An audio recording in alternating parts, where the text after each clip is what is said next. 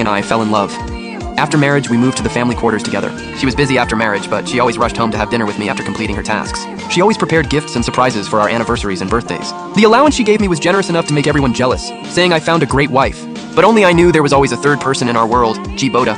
He's the brother of Bai Ningbing's best friend. On my birthday, she left me to go shopping with Jiboda. When I was sick, she left me to take care of Jiboda, who was scared of thunder. When I had a stomachache, she left me to comfort a gloomy Jiboda. When we ate out together, she ordered spicy food Jiboda liked, forgetting I couldn't eat spicy because of my stomach. When we went hiking, Jiboda lost his balance, grabbed me, and I fell and scraped my arm. She immediately helped him down the mountain, while I had to go to the hospital alone at midnight. There were many more incidents like this. It's not like I wasn't jealous or didn't make a fuss. I even offered half our wealth to support Jiboda, just begging Bai Ningbing to stop seeing him. But every time her excuse was, I only see him as a little brother. His sister saved my life. She passed away, leaving him alone. I'm the only one he can rely on. Stop being unreasonable, okay?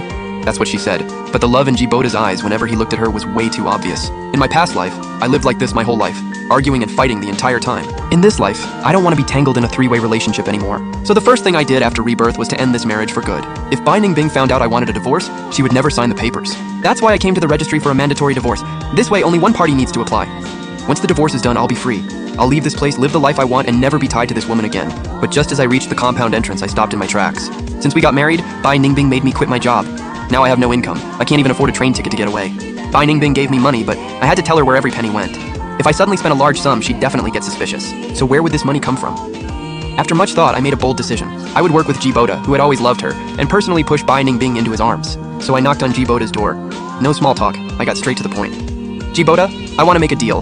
I know you like Bai Ningbing. From now on, I'll create chances for you two to be alone. All you need to do is pay me once it works out. In a month, I'll be completely out of your lives. Jiboda looked at me in disbelief. How could I possibly like Sister Bai Ningbing? I smirked coldly. You know whether this is a joke or not? Fine, I do like Bai Ningbing, but why should I believe you? I stayed calm. I'll prove it tonight. I'll send her your way. Just prepare some dishes she likes. Without waiting for his reaction, I turned and left. As soon as I opened the door, the servant greeted me. Sir, you're back. What should I prepare for dinner tonight? Just make some light dishes tonight, and only enough for one person. At 9, the clock chimed. The next moment, someone pushed the door open. I was eating. I looked up to see Bai Ningbing walking toward me, taking off her coat and handing it to the servant. When she saw that the food wasn't to her taste, she froze just as she was about to sit. Why is the food so bland today? I haven't been feeling well lately, wanted something light. I picked up my chopsticks and kept eating. Then, as if I just remembered something, I looked up at her. Jiboda already made dinner. Why don't you go eat there? She paused, frowning slightly. Didn't you always hate me spending time with him? I smiled indifferently. Didn't you always say you only see him as a brother and told me to be more understanding?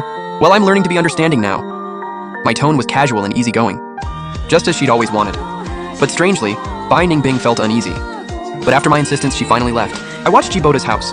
Once the lights turned on, I got up and had the servant clear the table, and I told them to lock the door from inside. In the end, Bai Ningbing had no choice but to stay at Jiboda's place.